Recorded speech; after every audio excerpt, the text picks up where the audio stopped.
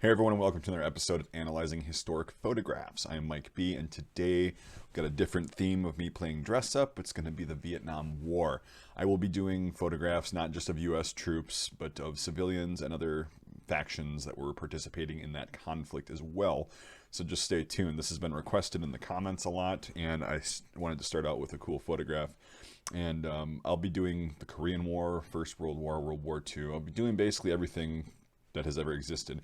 Since I'm more of a military history kind of guy, I kind of focus on that thing. That's my area of expertise. And this will be analyzing photographs and just kind of giving my reaction and how I analyze photographs, because a lot of educators have been commenting and messaging me saying that this is a really good series because younger people don't seem to have the same kind of approach at analyzing a photograph, as well as a lot of people in general just look at it for the very base level of what the photograph is, and they'll move on and they would never look at it again. So we're going to kind of go through that and how I would analyze, or how I do analyze, these photographs. My knowledge might be a little bit more than yours or less than yours, so I'm just going to go by what I know and not going to throw in things that I don't. I'm just going to make observations, etc., etc. So if you like this video, I have a whole series of this that, again, these videos are pretty easy for me to make and I enjoy doing them. And if you guys enjoy watching them and you learn something that's entertaining, everybody wins. So here's the photograph. right away you can see it's a color photograph. Kodachrome was kind of getting popular at that point. More people could afford it. So you're going to be seeing a lot more color photographs in the Vietnam War.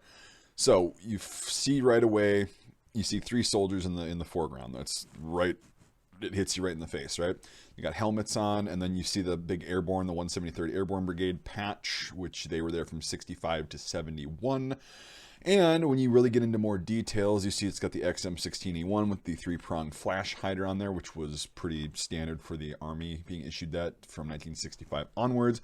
Some Army units, like the 1st Division, 1st Infantry Division, had M14s for a while, and they all mostly went to the XM16E1. Marines, same thing. But anyway, we'll stay focused on this picture. So you can see right away, this guy on the left, we're going to start on the left, the private first class at that, well, I think it's a private too at that point, that those ranks existed. Anyway, so the private, the guy with one stripe on the left, he is wearing what appears to be the 3rd pattern cotton sateen OG 107 uniform, which was the stateside uniform in the very early Vietnam uniform, while the other two guys are wearing 1st pattern jungle fatigues with all color, full color patches, as you can see on there, which is very common at the beginning of the war. Subdued patches and insignia really didn't become a thing until 66 and 67 respectively. Then you see a mix throughout the entire rest of the war. Some units like the 101st and the 1st Infantry Division generally wore colored patches throughout the entire thing. But you can see, just like I've got on my reproduction 2nd pattern jungle fatigue shirt here, you see that they've got the white name tape on the right side of the chest with the black stamped lettering in there, and then they've got the gold on black U.S. Army name tape on the left side. And then these guys, since they're in the 173rd, are going to have to be airborne jump qualified, which you can see the guy in the middle, the specialist 4th class. He's got his jump wings colored, but they're embroidered. It's not the actual jump wings themselves, so it's still going to be a colored insignia. Those later became subdued and colored mixed, etc., etc. So that's just the insignia. That's the first thing that I see. Now we'll go up to the helmets, right?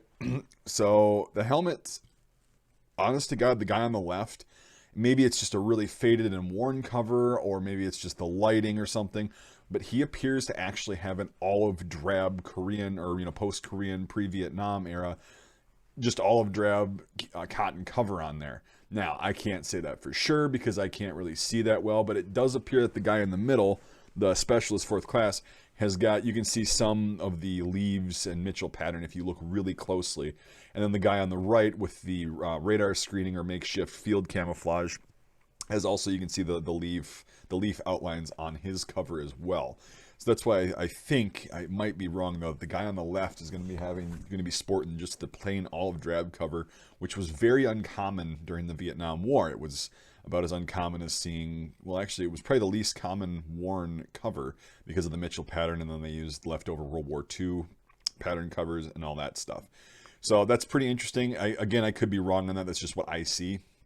He's also got the foliage, the elastic foliage band, whereas the guy in the middle does not. The Army was actually issued those foliage bands. The Marine Corps wasn't, but that doesn't mean that everybody in the Marine Corps or the Army didn't or did have them. That's pretty cool. There was no set standard. You see a lot more Army soldiers wearing them than you do Marines, but your mileage may vary. Obviously, these guys are Army based on the name tapes and the unit patches and all that stuff. So just judging so far by the uniforms, the guy on the left wearing the cotton sateen OG-107 uniform, and then the two guys on the right, or the guy in the middle and the guy on the right wearing the first pattern poplin jungle fatigues. This is going to date this picture most likely in 1965, possibly 1966, early 1966. So I don't know what they're actually doing in the middle, like grabbing, maybe they're grabbing ammo or giving out ammo or something like that. I have no idea. I can't really see. It appears to be like some tool below the guy on the right's hand. I don't know what they're doing. You can see the guy on the left, the private, has got the M61 fragmentation grenade in his 1956 Universal Arms pouch, and his rifle just fell. I mean, I've had that happen. Everybody's had that happen where you sling your rifle and you're trying to do something and it falls down. So it's on his forearm, but he's still focused on, you know, what they're actually doing, which again, I have no idea what they're doing. And then the guy on the right's got an M18 smoke grenade on his left load-bearing 1956 H harness. And then he's got his first aid pouch on the right shoulder, which is very unusual given the fact that that would usually get in the way of shouldering your rifle. Whereas you see the guy in the middle's got it up higher on the actual canvas loop on the higher part of the shoulder versus the one down below. Well, the guy on the right's got his first aid pouch on basically the grenade ring, as it's called, on the right side, which is weird. Maybe it's just the angle of the picture too, who knows. And you see the guy in the middle doesn't appear to be wearing a t-shirt underneath his jungle fatigue shirt. That is a very common practice, whereas the guy on the right is wearing a t-shirt underneath the olive green t-shirt, and I can't see the guy on the left. Now, if you look right over the guy in the middle's right shoulder, you'll see behind that one of the other paratroopers has got scrim or some kind of field applied camouflage in his helmet as well. So that's pretty interesting to see that. It's very reminiscent of the World War II style, Normandy specifically, of breaking up the silhouette of the helmet. So that's just kind of another detail I noticed. And that's about all I've got, really, just looking at this. These guys look like they're, you know, they probably just came out of a patrol or some sort of combat. They don't look clean, but they don't look like they've been, you know, beaten down for months at a time and just insanely tired yet. So it might be early on in their deployment. You know, they're not, the guy in the middle that you can see his chest, he's not wearing a combat infantry badge, so they may not have even been awarded that yet. So they either might be going into combat for the first time, or they might just be getting out. Otherwise, he would probably be sporting the combat infantry badge if they had, you know, already been awarded, which was pretty instantaneous. Once you got out of there and you did the paperwork, you filed all the reports, then you became eligible for that. So who knows? And also you can see the guy on the right on the smoke grenade has also got the gold on black U.S. Army name tape. Just noticed that. And this is basically all I've got. It's a pretty cool early war Vietnam photograph. You got 3 U.S. soldiers just kind of sitting there wearing different stuff. It's, you know, the 173rd, that unit again was there from 65 to 71. They were in a lot of bad shit, but these guys were there very early on, so maybe they were in shit, but not as much as they were, you know, were in the 67, 68, 69 years. But anyway, again, I'm not taking away from anything that these guys did or didn't do. It's just, it is what it is. I'm kind of making assumptions, which isn't, you know, something that I really condone, but nobody's perfect. Anyway, that's all I've got for this photograph. It's a pretty basic analysis. It's a really sweet photograph. I love Vietnam photographs because of the ability to have a Kodachrome and not a modern colorized version. So you can actually see the real colors of the uniforms, the patches, the equipment, all that stuff in real color instead of somebody's interpretation, which most of the time is correct, but it can be wrong sometimes on the exact color. So that's why Vietnam photos are great. I'll be doing a lot more Vietnam photos. I'll be doing some Korean War stuff, you name it. I'm going to make a bunch of these videos because I love doing this. And it's basically an endless series because I never going to run out of pictures to make videos on and ramble about.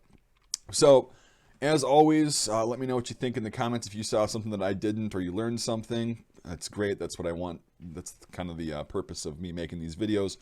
So, and if you do like these videos and you find them educational and you want to become a sponsor of my channel, you can do so by becoming a Patreon supporter or a channel member. Either way helps out immensely for like ballistic tests and doing other really expensive content that I can't afford to fund straight out of pocket. This past year has been awesome. I want to try to keep it as much crowd and self-funded as possible, and not just, you know, take on corporate sponsorships for the sake of getting money if I don't believe in the product, you know what I mean? I'll do reviews on stuff if companies want to send me their stuff, and if it's something I believe in, we can go from there. But I kind of just want to remain more self and crowdfunded. It keeps me accountable to only myself and my viewers. So anyway, that really does help. $5 a month or more on either platform gets into my Discord server, which is a really cool, fun time. There's a lot of people on there, a lot of cool discussions, etc., etc. Now, if you can't support the channel financially, I totally get that. That's not a problem. You can still support me if you so choose by liking this video, commenting, sharing the video is a really big way to support the channel, and subscribing to my channel if you haven't already. So, all those things said and in mind, again, what do you think about this? It's a pretty cool picture. I'll keep the series going. Everybody seems to be liking it. So that's all I've got for this one, guys. Thank you so much for watching, and we'll see you on the next episode of Analyzing Historic Photographs.